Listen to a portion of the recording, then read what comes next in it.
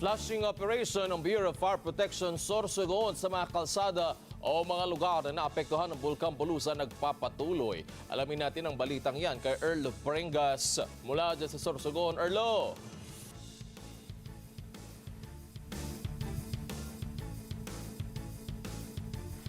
Wedge, tuloy-tuloy yung operasyon ng Bureau of Fire Protection sa maraming mga barangay, lalo na dito sa Irosin, sa Sorsogon, dahil pa rin sa epekto nga nung nangyaring pagputok ng Bulkang Bulusan noong isang gabi.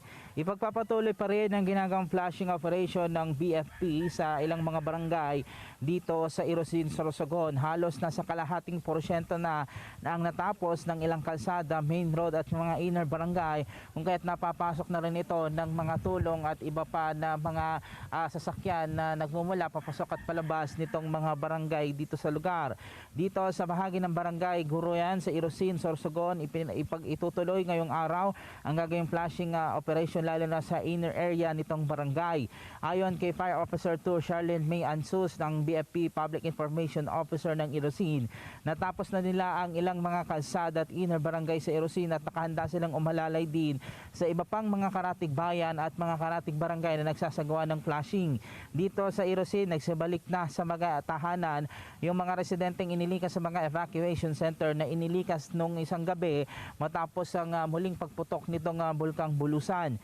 Wala namang napaulat na lubhang nagkasakit sa ospital o lubhang nagkasakit at dinala sa ospital ang health officials dahil sa epekto ng ashfall. Tuloy-tuloy naman ang ginagawang pagbibigay ng tulong sa mga naapektuhan ng pagsabog ng bulkan sa pamamagitan ng DSWD maging ng Provincial Office, Provincial Disaster Risk Reduction and Management Office at Provincial Capital ng Sorsogon. Sa naging huling datos nga mula sa Provincial Disaster Risk Reduction and Management Office ng Sorsogon, umabot na sa mahigit 75,000 na individual ang naapektuhan sa mga nangyari nga serye ng pagsabog nitong Bulkang Bulusan. Ang mga ito ay mula sa walong bayan ng nasabing probinsya at umabot na rin sa kabuang 59 yung na pamilyang inilikas at nabawasan na yan dahil sa marami na rin yung mga pinabalik sa kanilang mga tahanan.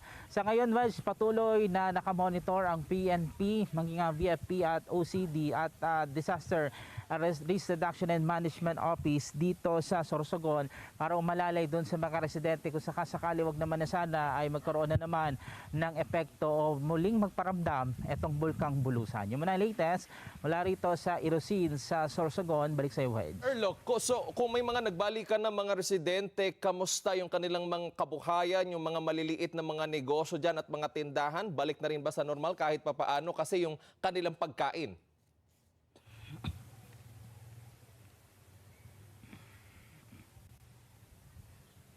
Yes, Wes, bukas na halos lahat ng mga tindahan. Ang problema, yung ilang mga palayan dito ay medyo affected nung nangyaring ashfall. Pero may mga palayan dito na hindi naman inabot ng ashfall pero nagpatuloy pa rin ngayon today o ngayong araw kahit medyo maamoy yung abo mula sa bulkan, yung kanilang pag-aani para nang sa ganun may safety na yung mga palay nila at madala na rin at maiproseso bilang bigas. At nagtiniyak naman ng lokal na pamahalaan din ng mismong Irosin at ng Sorsogon na makakapagbigay ng tulong doon sa mga nangangailangang residente, particular yung mga magsasaka na possible na naapektuhan nga nitong epekto ng pagputok ng Bulkang Bulusan, Wedge. Maraming salamat si Erlo Prengas, nagbabalita live mula dyan sa Irosin, Sorsogon.